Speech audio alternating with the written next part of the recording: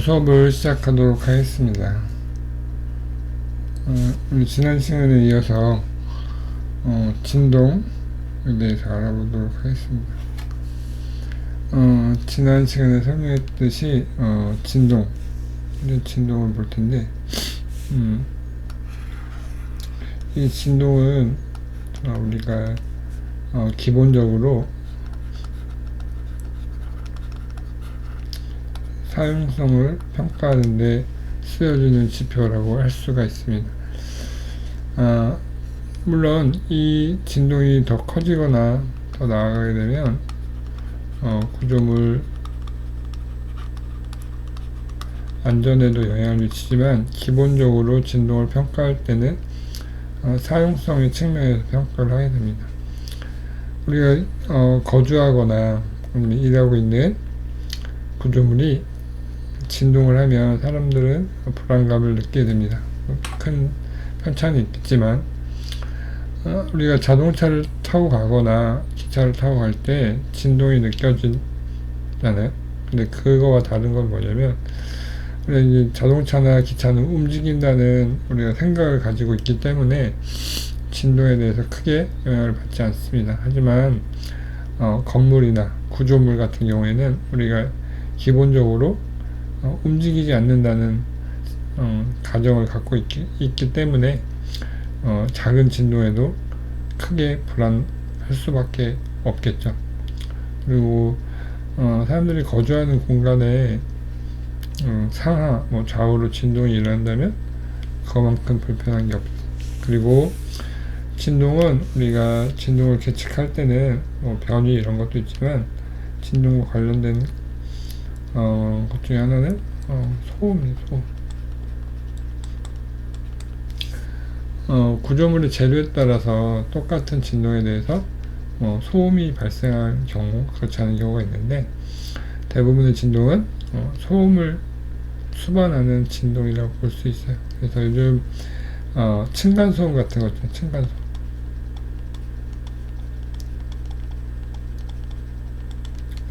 소음은 우리가 이전 시간에 배웠던 인간 하중, 이렇게 작은 저진동의 하중에 대해서 진동이 발생하고 그 진동을 수반하는 소음이 발생한다 라고 볼 수가 있어요. 그래서 이런 것도 진동의 영향이라고 볼 수가 있죠. 그래서 기본적으로는 우리가 사용성에 대해서 검토하고 그 다음에 안전에 대해서 검토하는 것들을 보도록 하겠습니다.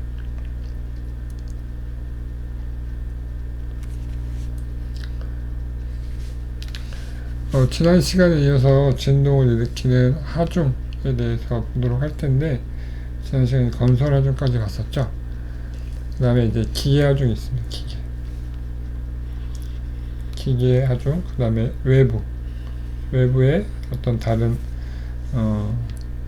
가해지는 하중 때문에 발생하는 진동을 볼 텐데, 기계 진동은 앞에서 얘기했듯이 기계가 이제 회전하거나 아니면 기계 움직이면서 크고 작은 진동이 발생한다고 했습니다. 그래서 보통 주거시설에서는 기계실이 밑에 있는 경우, 제일 하부에 있어서 그 진동이 건물 타고 올라오는 게 아니라 밑에 있는 기초와 바로 연결돼서 진동을 기초가 흡수해서 이렇게 구조물 진동이 발생하지 않도록 하는 게 기본적이라서 기계실은 보통 건물의 지하에 있습니다. 외부 가진원은 우리가 살고 있는 구조물이 아닌 다른 쪽에서 일어나는 진동을 얘기합니다. 만약에 이렇게 우리가 살고 있는 건물이 여기 있으면 이 건물 내에서 구조물의 진동이 아닌 다른 외부에서의 진동으로 얘가 건물에서 느낄 수 있는 불안, 진동 이런 것들이 발생한다. 지난 시간에 얘기했던 건설 하중도 외부 하중에 대한 외부에서 일어나는 진동이 전달돼서 하는 것도 있지만, 이제 공사 현장에서 많이 쓰는데 발파 진동이 있어요. 발파라는 게 뭐냐면 폭탄으로 터트리는 작업이에요. 하는 이유는 뭐냐면 기초 작업할 때 톱하기라죠. 톱하기, 그죠? 톱하기를 할 때 톱하기의 넓이가 넓거나 톱하기를 해야 되는데 밑에 이제 강한 안반이 있거나 아니면 우리 기본 굴삭기나 기본 장비로 기초를 하기가 어려울 때 발파 진동을 발파를 해서 톱하기를 하고, 또 하나 뭐가 있냐면 터널이죠. 터널을 뚫을 때 물론 여러가지 기계로 터널을 뚫기도 하지만 중간중간 다이너마이트를 이용해서 폭발을 해가면서 터널을 뚫을 수 있습니다. 그래서 이런 발파 작업 하면은 당연히 진동이 발생할 수밖에 없겠죠. 근데 발파 작업은 순간적으로 큰 하중이 가해지기 때문에 우리 충격파라고 해서 충격 진동이라고 따로 분류하고 있습니다. 그래서 이렇게 발파 작업이 이제 시공 중에 또는 건물을 톱하기 작업 중에 하게 되는데, 발파 진동은 제한이 있어요. 그래서 발파 작업을 할 때 주위에 건물이 주위에 있는 농작물이나 건물이나 뭐 가축 이런 것들이 영향을 받을 수 있기 때문에 그 거리 제한이 있습니다. 거리 제한이 있어도 진동은 영향을 미칠 수밖에 없죠. 그래서 주변의 건물, 주변의 설비에 손상을 입을 수가 있습니다. 이게 이제 잘 지켜지지 않는 경우도 있고, 우리가 이제 지하 같은 경우, 지하철이 지나갈 지하철 같은 경우도 폭발을 하거든요. 발파를 하거든요. 그럼 이것도 이렇게 해서 진동을 입힐 수가 있죠. 그러면 당연히 건물에 이제 진동이 발생하니까 그 진동 때문에 건물에 영향을 받겠죠. 손상을 갈 수도 있고, 그다음에 설비, 기존에 있는 건물에 설비가 있죠. 설비에도 영향을 미치게 돼서 관이 깨진다거나 아니면 덕트가 휘어진다거나 이런 식으로 설비에 손상이 가게 돼서 우리가 사용하는데 굉장히 큰 문제가 발생하기도 합니다. 가끔 이제 지하철 공사하다 보면 땅을 잘못 파서 수도관이 터지거나 이런 경우도 있었죠. 이게 발파 작업을 통해서도 일어날 수 있는 가능성이 있기 때문에 이런 것도 고려해야 됩니다. 그 다음 당연히 거주 사용성, 진동은 앞에서 얘기했듯이 사용성의 분야에 속한 계측값이라고 했습니다. 그래서 당연히 사용하는데 불편을 발생할 수가 있겠죠. 진동이 일어나고 폭탄이 터졌는데 건물 안에서 불안할 수밖에 없겠죠. 그 다음에 앞에서 얘기했듯이 순간적으로 큰 진동이 발생하는 특징이 있어요. 그래서 충격파라고 합니다. 충격파. 발파를 하게 되면 아까 보면 이렇게 톱하기를 할 때, 치매 톱하기를 할 때 이렇게 안반층이 이렇게 있어요. 근데 여기서 이만큼 톱하기를 해야 된다면 요거를 이제 일반적인 기계로 깰 수 없기 때문에 여기다 이걸 폭발을 시키죠. 폭발시키면 이쪽으로 이제 충격이 가잖아요. 그러면 주변에 있는 집안이 변화가 되겠죠. 우리가 경함층을 발파를 통해서 제거를 했잖아요. 그러면 이 하중 때문에 이 지면에 변화가 일어나겠죠. 집안에 우리가 이 경함층을 발파를 통해서 변형을 시켰죠. 집안 마찬가지로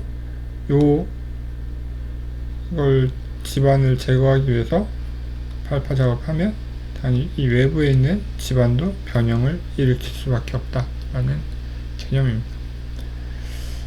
그래서 일반적인 진동과는 좀 다른 게, 얘는 굉장히 크고 시간이 짧은 그런 진동이라고 볼 수 있어요. 보통 우리가 진동 평가할 때, 진동 계측할 때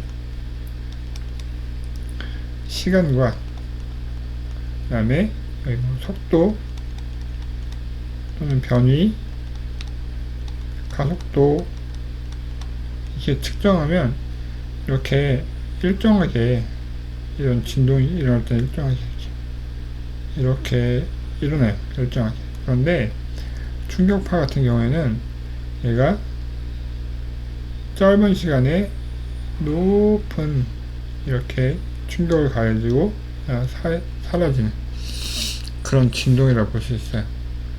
그래서 이런 것들이 일반적인 진동과는 좀 다르다라는 걸 볼 수가 있고, 집안의 변형뿐만 아니라 주변 구조물에도 영향을 미칠 수 있고, 그 다음에 가축을 키울 때 농장에도 큰 소음이 발생하기 때문에 여러 가지 문제가 있을 수 있다. 그 다음에 이제 우리가 이제 터프하기를 할 때도 발파를 하지만 뭐 크고 작은 발파인데 작은 발파를 할 때도 있어요. 시공하는 와중에 작게 아마 발파를 하는 경우도 있는데, 그때 진동으로 인해서 콘크리트 품질이 저하될 수가 있어요. 콘크리트는 양생할 때 주변 환경에 영향을 많이 받습니다. 뭐 습도, 온도 이런 거에 따라서도 영향을 받지만 양생 중에 있는 진동에도 큰 영향을 받습니다. 진동을 가하게 되면, 이 큰 진동을 가하게 되면 재료 분리가 됩니다. 재료 분리.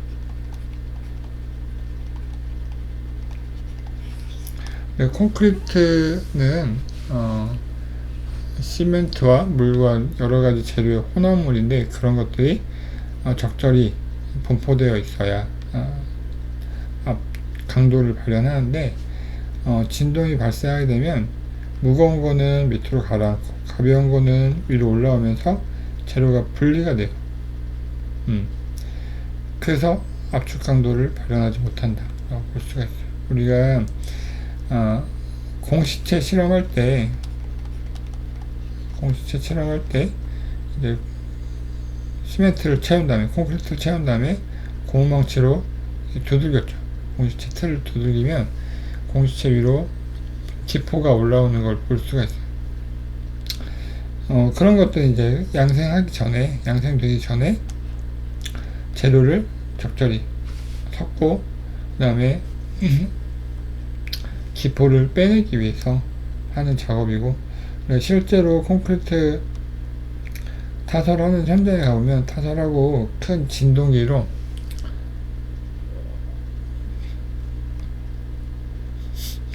진동을 가해서 재료들이 잘 섞이고 구석구석까지 채워질 수 있도록 진동을 가하지만, 그 진동이 끝나고 타설이 끝나고 양생이 시작되기 시작할 때 강도의 변화가 일어납니다. 이게 보통 7일 강도부터 28일 강도까지 있잖아요. 그래서 보통 28일이 지나면 콘크리트에 우리가 기대하는 강도가 나타난다고 하잖아요. 그런데 이렇게 타설하고 양생하는 와중에 28일 되기 전에 일어나는 진동들은 이 28일 압축 강도, 기대 압축 강도를 굉장히 떨어뜨리는 그런 효과를 가져오게 되기 때문에, 우리가 발파를 할 때는 주변에 있는 건물뿐만 아니라 구조물의 짓고 있는 구조물의 강도도 변화시킬 수 있기 때문에 계획을 굉장히 발파를 하지 않을 수 없어요. 하지 못하는 경우가, 피치 못할 사정이 있을 때는 이 계획을 세우는 게 굉장히 중요하고, 발파의 크기를 사용하는 게 중요합니다.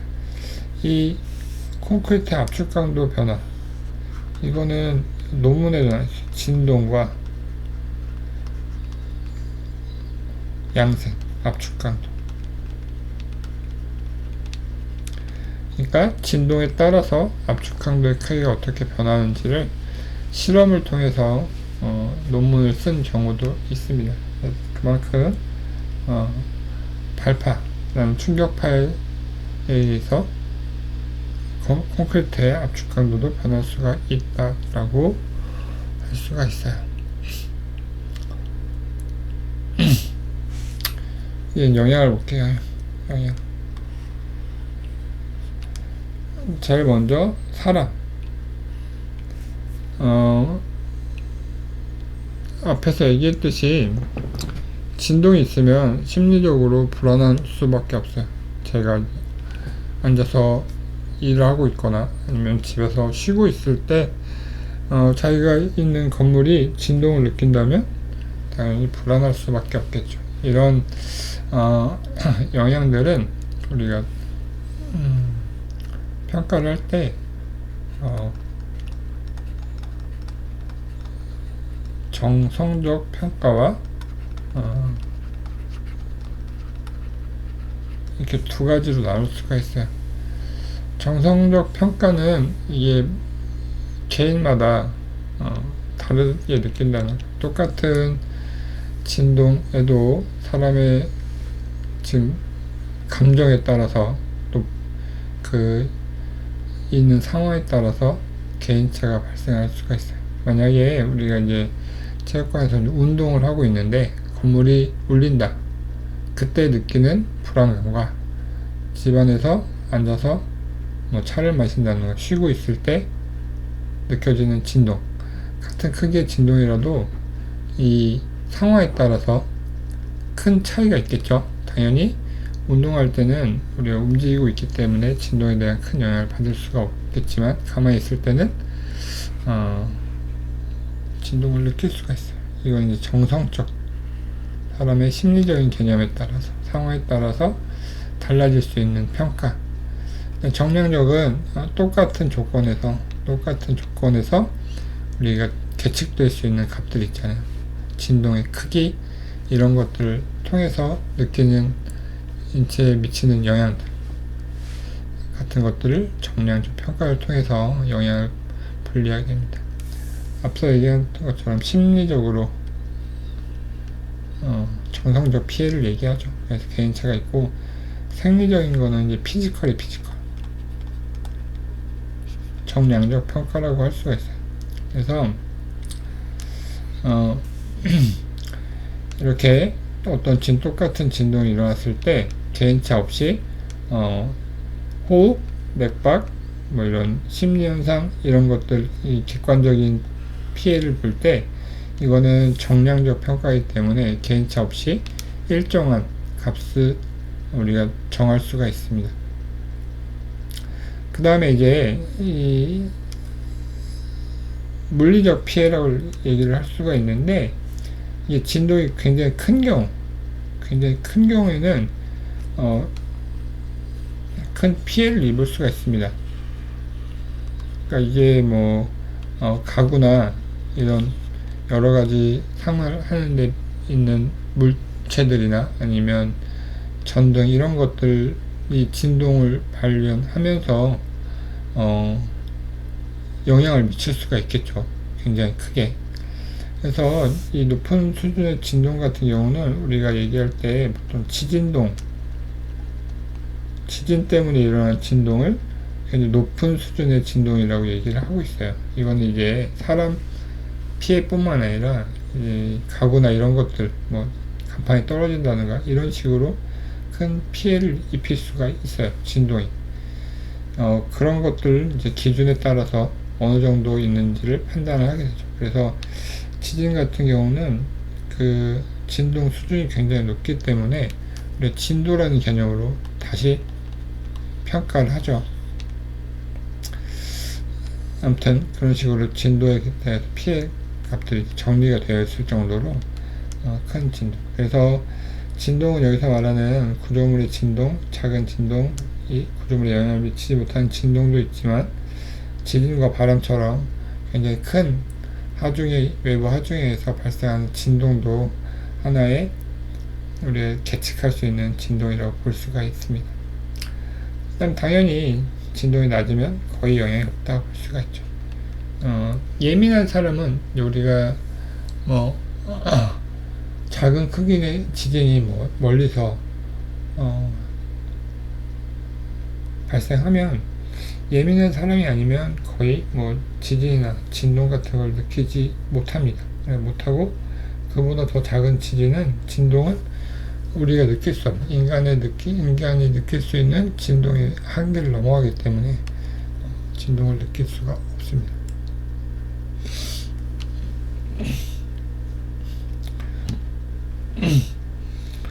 그래서 우리가 이제 기준을 정했어요. 건물을 지을 때 진동 평가를 통해서 우리가 이 규제 기준 이렇게 정해서 이 기준을 넘어가면 제재를 가한다거나 이런 식으로 피해 신고가 일어난다고 보고 이 기준을 정해놨어요. 여기 보면 진동인데 단위는 데시벨 많이 알죠? 데시벨 소리의 크기 얘기하잖아요. 데시벨. 아까 얘기했듯이 진동은 소음을 동반하고 있기 때문에 진동 때문에 발생하는 데시벨로 이렇게 나눴습니다. 그래서 대상 지역과 이제 시간별로 이렇게 나눴는데 이 대상 지역을 나눈 그 기준이 뭐냐면 사람입니다. 사람이 주거하는 지역, 그 다음에 취락지구, 그 다음에 관광휴양, 이렇게 사람들이 일하거나 아니면 쉬거나 학교, 병원 이런 사람들이 밀집되어 있는 지역 같은 경우에는 주간과 야간에 데시벨 제한이 있습니다. 그 밖의 지역은 이제 임야나 우리가 사람들이 많이 사용하지 않는 지역, 사용하지 않는 건물들이 많이 없는 지역에서는 조금 더 규제가 완화되는 걸 볼 수가 있습니다. 여기 보면 주간보다 야간이 낮은 이유는 주간은 우리가 활동하는 구간이기 때문에 어느 정도의 진동은 우리가 감내할 수가 있어요. 감내할 수가 있고, 우리가 생활 소음 같은 것들이 있잖아요. 생활 소음 같은 것들이 있기 때문에 65로 보고 있고, 야간에는 이제 아무래도 생활 소음이 줄어들고 조용한 그런 분위기가 되는 경우가 많기 때문에 규제가 소음이 기준이 약간 완화되는 경우를 볼 수가 있었어요. 그래서 이런 식으로 인체에 미치는 영향 같은 경우는 사람이 구조물을 사용하기 때문에 건물이라는 거는 사람들이 생활하는 공간을 의미하잖아요. 생활하는 공간에 진동이 발생하면 사용하는데 심리적으로 또는 물리적으로 피해를 입을 수가 있습니다. 그런 영향들을 평가를 해서 건물의 진동이 크든 작든 간에 계측을 통해서 우리가 계측을 통해서 평가를 하는 거죠. 평가를 해서 이 정도는 이제 보완을 해서 진동을 줄여야 된다, 아니면 이 정도의 진동은 문제가 없다, 그리고 이 정도의 진동으로 피해를 입을 수 있는 환경은 어떻다 라는 것들을 평가를 할 수가 있습니다. 그래서 진동의 영향 뒤에도 또 얘기를 하겠지만 가장 기본으로 생각하는 영향평가는 인체에 대한 영향평가다 라고 보시면 될 것 같습니다.